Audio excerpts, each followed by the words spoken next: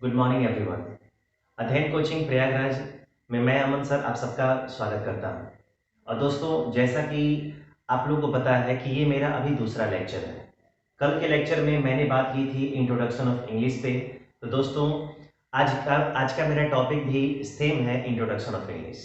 मैंने कहा था कि एक जो बिगिनर होता है वो इंग्लिश की शुरुआत कहाँ से करता है, कहाँ से शुरू करता है और कहाँ तक उसको लेके जाता है, हम उस पर बात कर रहे हैं। और जैसे ही हमारा बेसिक कॉन्सेप्ट क्लियर होता है तब जाके हम पार्ट्स ऑफ स्पीच के चैप्टर पे आएंगे और तब एक चैप्टर के बाद दूसरा चैप्टर हम क्या करते जाएंगे, पढ़ते जाएंगे।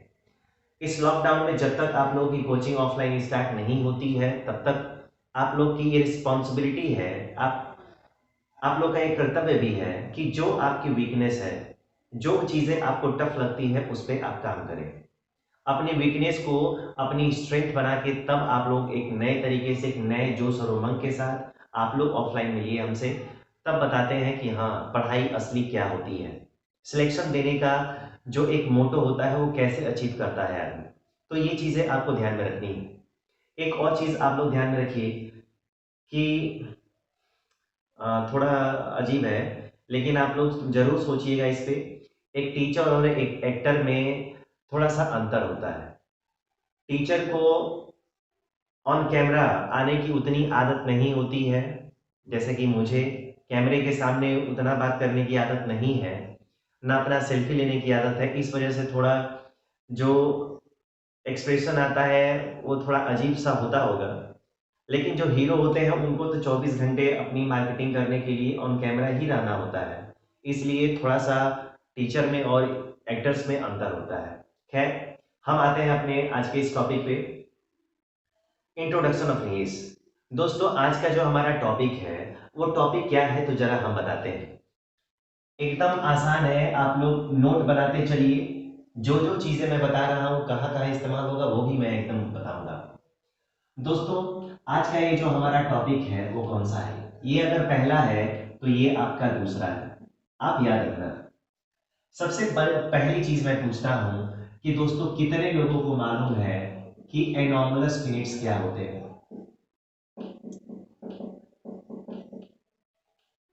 दोस्तों, ये हमारा पहला टॉपिक है कि व्हाट इज एनॉर्मलस फिनिट्स। अगर आप इंग्लिश ग्रामर पढ़ते हो, सपोज करो कि मैं कोई चैप्टर पढ़ा रहा हूं, कोई भी ग्रामर का चैप्टर हो, पार्ट्स ऑफ स्पीच का। अगर मैं पढ़ा रहा हूं, मैंने बोला कि यहाँ पे एनॉर्मलस फिनिट्स का प्रयोग किया जाता है, चाहे यहाँ पर केवल एनॉर्मलस का ही प्रयोग होता है, तो most of the students can't understand. वो समझ ही नहीं पाएंगे, समझ ही नहीं सकते हैं कि एनॉर्मलस क्या होता है। और बहुत बच्चों में ये होता है कि इतने सारे बच्चों के बीच में हम अपनी कमियों को पूछे कैसे। बगल वाला क्या सोचेगा कि इसको इतनी छोटी सी चीज नहीं आती है, जबकि आता किसी को नहीं।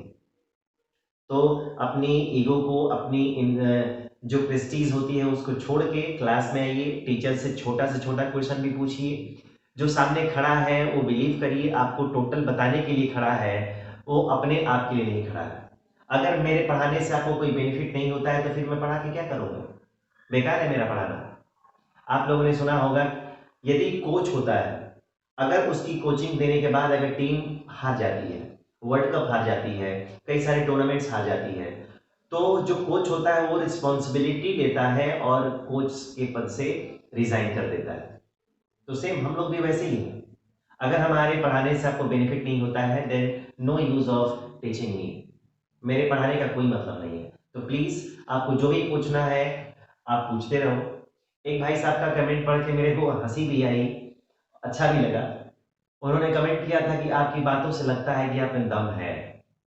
सर प्लीज, आपका सहयोग चाहिए। आप इनकरेज करते रहिए, सच में दम आएगा और जब ऑफलाइन मिलेंगे तो तब आपको पता चलेगा कि हाँ, दम है कि नहीं है। खैर, पहला जो टॉपिक है दोस्तों वो हमारा एनोमलस है। और हमारा जो दूसरा टॉपिक है वो है दोस्तों हमारा कॉन्ट्रैक्शन। क्या है हमारा, है कॉन्ट्रैक्शन। सपोज करिए कि मैंने बोल दिया कि व्हाट इज कॉन्ट्रैक्शन। कॉन्ट्रैक्शन क्या है, हो सकता है नहीं मालूम है, लेकिन जो कॉन्ट्रैक्शन होता है उसका दो नाम और है। एक को दोस्तों बोलते हैं हम कॉन्ट्राडिक्टेड। क्या बोलते हैं, कॉन्ट्राडिक्टेड फॉर्म। याद रखिएगा, कॉन्ट्राडिक्टेड फॉर्म। और दूसरा जो होता है उसको दोस्तों हम बोलते हैं एलिप्सिस। क्या बोलते हैं, इसको हम बोलते हैं एलिप्सिस। तो आपको चीजें याद रखनी है। सब सोचिए, एक नए नए वर्ड कहां से आ रहे हैं, ठीक है, और वो बेसिक चीज है, आपको आज तक किसी ने क्यों नहीं बताया। और रहा सवाल कि उसने क्यों नहीं बताया, आपने पूछा क्यों नहीं। अगर कोई चीज आपको समझ में नहीं आ रही है कि ये लिखा हुआ है, आप केवल पढ़ ले रहे हैं लेकिन आपको नहीं समझ में आ रहा है, आपका ये कर्तव्य है, आपकी ये रिस्पॉन्सिबिलिटी है कि टीचर से आप पूछें। टीचर टीचर से न पूछने का ही रीजन है कि लोग ऐसे तैसे पढ़ा के चले जा रहे हैं और सिलेक्शन नहीं ले पा रहे हैं। लेकिन अब जो हुआ वो हुआ, अब की बार अंतिम बार, जो पढ़ेंगे अब लास्ट टाइम पढ़ेंगे। इसलिए दोस्तों इन दो टॉपिक में मैं आपको अंतर समझाता हूं कि एनॉमलस फिनिट्स और कॉन्ट्रैक्शन में डिफरेंस क्या है और दोनों क्या होता है, ये आपको जानना है। सबसे पहले मैं दोस्तों बता दूं, एनॉमलस फिनिट्स की जो संख्या होती है पूरे ग्रामर में कितनी होती है, तो 24 होती है। कितनी? 24। क्या होता है तो जरा मैं आपको सिखा दूं। यहाँ पे हिंदी बतानी जरूरी है ताकि आपका कॉन्सेप्ट क्लियर रहे। यहाँ पे दोस्तों मैं बात करता हूं जब ऑक्सिलरी वर्ब, जब ऑक्सिलरी वर्ब, ठीक है, आप याद रखना, नॉट के साथ, ठीक है। यहां पे आ गया शॉर्ट फॉर्म, क्या आ गया दोस्तों? Short form. जब कोई हेल्पिंग वर्ब नॉट के साथ शॉर्ट फॉर्म में लिखी जाती है, ठीक है। आप यहां पे ध्यान दो, कोई भी हेल्पिंग वर्ब, और हेल्पिंग वर्ब मैंने पिछले वीडियो में आपके साथ साझा किया अपना अनुभव कि हेल्पिंग वर्ब यानी is am are, was were, can, could, may, might, shall, will, would वगैरह, कितनी संख्या होती है? 24। तो जब कोई हेल्पिंग वर्ब हो और नॉट के साथ किस फॉर्म में लिखा जा रहा हो? शॉर्ट फॉर्म में लिखा जा रहा हो, ठीक है, तो उसको हम क्या बोलते हैं? उसको हम बोलते हैं एनोमलस फेरिट्स, ठीक है। और कॉन्ट्रैक्शन क्या होता है? तो मेरे प्यारे दोस्तों, कॉन्ट्रैक्शन में क्या होता है कि जब सब्जेक्ट और प्लस हेल्पिंग वर्ब, आप याद रखो, जब सब्जेक्ट हो और सब्जेक्ट के साथ क्या हो? जब सब्जेक्ट के साथ हेल्पिंग वर्ब हो, ठीक है, तो किस फॉर्म में लिखे हम इसको? हम अगर शॉर्ट फॉर्म में लिखते हैं, अगर ये शॉर्ट फॉर्म में लिखे जाए, ठीक है, तो उसको हम क्या बोलेंगे? उसको हम बोलते हैं कॉन्ट्रैक्शन, और इसी कॉन्ट्रैक्शन को हम बोलते हैं कॉन्ट्राडिक्टेड फॉर्म, और इसी को बोलते हैं एलिप्सिस, ठीक है। अब एक इलिप्टिकल सेंटेंस भी होता है, आप पूछेंगे कि अब वो कैसे काम करता है, तो मैं बताऊंगा।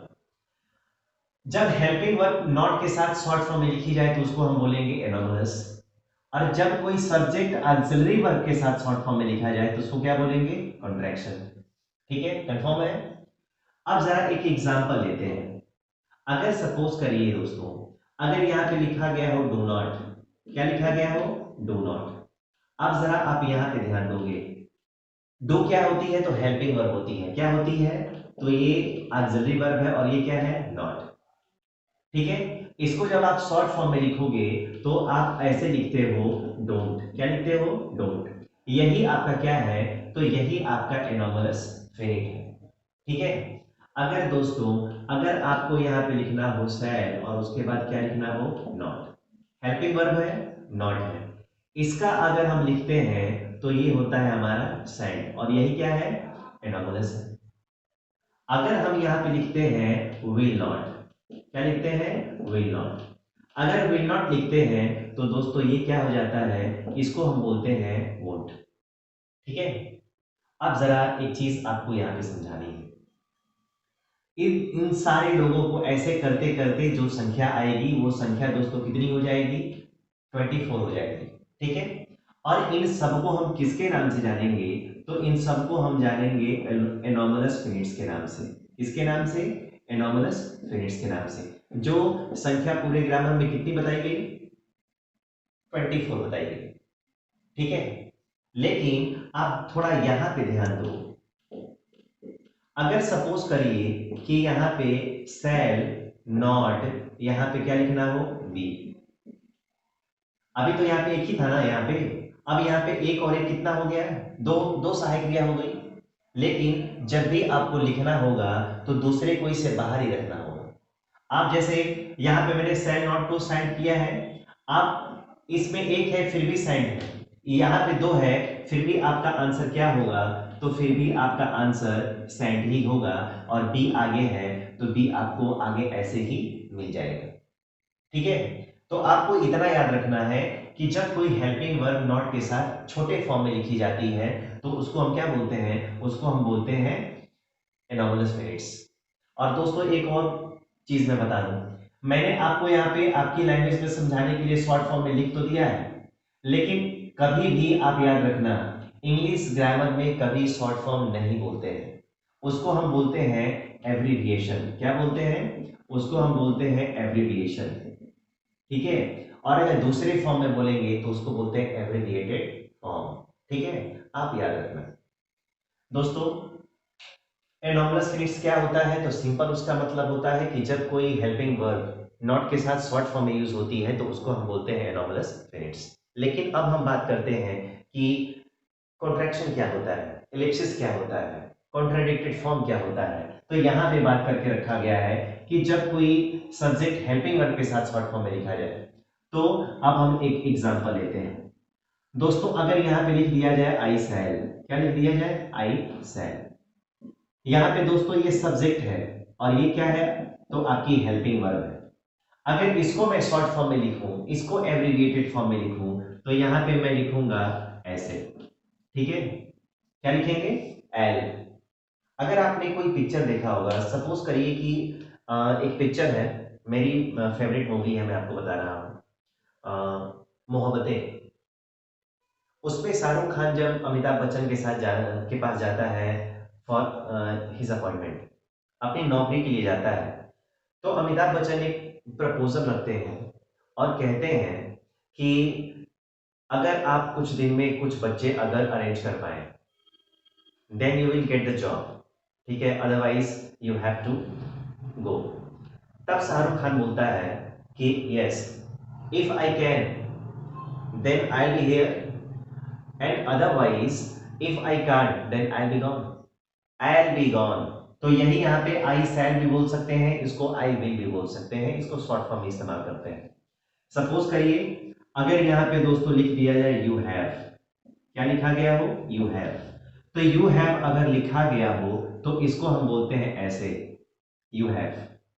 अगर यहाँ पे लिखा हो दोस्तों आई एम, तो आई एम ये सब्जेक्ट और सहायक क्रिया है, इसको हम लिखते हैं ऐसे। ठीक है, और इन्हीं सारे लोगों को हम क्या बोलते हैं, तो इनको बोलते हैं कॉन्ट्रैक्शन। कॉन्ट्रैक्शन भी बोलते हैं, लेकिन यहां पे मैं लिख रहा हूं एलिप्सिस। क्या लिख रहा हूं, एलिप्सिस। अब मैंने एक नाम पकड़ा कि एलिप्टिकल सेंटेंसेस क्या होते हैं। सपोज करिए छोटा सा क्वेश्चन आए, याद रखिएगा आजकल परीक्षाओं में जो बेसिक क्वेश्चन है उसको इतना घुमा के पूछ रहा है कि बच्चा कंफ्यूज है, और रियलिटी है कि बच्चे उन बेसिक्स से बहुत दूर हैं, दूर दूर तक उनका नाम आप लोगों ने नहीं सुना है। तो दोस्तों बेसिक्स पे काम करने की जरूरत है। अगर किसी भी बिल्डिंग पे काम करना है तो सबसे पहले उसका पिलर स्ट्रांग करना होता है, और अगर पिलर स्ट्रांग करना है तो आपको ये बेसिक चीजें आपको जाननी बहुत ही जरूरी है। ठीक है, अगर किसी सेंटेंस की शुरुआत whenever a sentence starts whenever a sentence starts with ellipsis, यदि किसी भी सेंटेंस की शुरुआत यदि इलिप्टिकल कॉन्ट्रैक्शन से होती है, जिसको हम एलिप्सिस भी बोलते हैं, तो उस सेंटेंस को इलिप्टिकल सेंटेंस के नाम से जाना जाता है। ठीक है, जैसे अगर यहां पे एक मैं एग्जांपल लूं और यहां पे बोलूं, यहां पे आ गया आई हैव, उसके बाद आ गया गॉन टू, और उसके बाद आ गया Delhi, I have gone to Delhi. ठीक है, और यहाँ पे आई इसका मतलब क्या हो गया दोस्तों, तो इसका मतलब हो गया आई हैव। क्या हो गया, आई हैव। अगर सपोज करिए कि आपको सेंटेंस में ऑप्शन में 4 सेंटेंस दिए गए हो और उसमें पूछा गया हो कि find out the elliptical sentence in the followings, तो आप क्या करेंगे। अगर किसी भी सेंटेंस की शुरुआत अगर इससे हुई है तो मेरे प्यारे भाइयों, मेरे प्यारे दोस्तों, उसको हम क्या बोलते हैं, उसको हम बोलते हैं इलिप्टिकल। क्या बोलते हैं, इलिप्टिकल सेंटेंस। उसको हम बोलते हैं इलिप्टिकल सेंटेंस बोलते हैं। ठीक है, आपको ये चीजें जाननी जरूरी है। 2 टॉपिक्स पे हमने काम किया। आज का जो टॉपिक था इंट्रोडक्शन ऑफ इंग्लिश पे ही हम काम कर रहे हैं, ताकि आप लोग का जो बेसिक है वो धीरे धीरे इस लॉकडाउन में क्या हो जाए, आपकी तरह इम्प्रूव हो जाए। जिस प्रकार आपका जो हेल्थ है वो इम्प्रूव हो रहा है, वैसे वैसे मैं चाहता हूँ कि आपका जो बेसिक है वो भी क्या हो जाए, इम्प्रूव हो जाए। ठीक है, कोई हड़बड़ी नहीं है, एक एक चीज़ों पे काम करेंगे हम। ठीक है, जो चीज़ें आप लोगों के दिमाग में आज तक नहीं आई होंगी वहां भी जाके हम काम करेंगे। लेकिन दोस्तों, आज का ये जो हमारा टॉपिक था वो एनॉमल्स था, और एनॉमल्स के साथ हमने बात की आपसे किसके बारे में, तो कंट्रैक्शन के बारे में। अगर ये चीज़ें आपको समझ में आ रही हैं, लग रहा है कि नहीं ये चीज़ें आज तक हम लोग नहीं जानते थे, अब धीरे धीरे जानना स्टार्ट किया है, तो प्लीज़ हमारे चैनल को सब्सक्राइब करना, शेयर करना और लाइक करना बिल्कुल ना भूलें। अपने फ्रेंड्स को बोलिए कि वो भी आए, हमसे जुड़े, अपनी बातों को हमारे सामने रखें, और हम आप लोग की जितनी भी प्रॉब्लम्स है उसको समझाने का पूरा प्रयास करेंगे। इस वीडियो में दोस्तों आज इतना के लिए रहने देते हैं, फिर आपसे कल मिलेंगे। तब तक के लिए आप सबका बहुत बहुत धन्यवाद।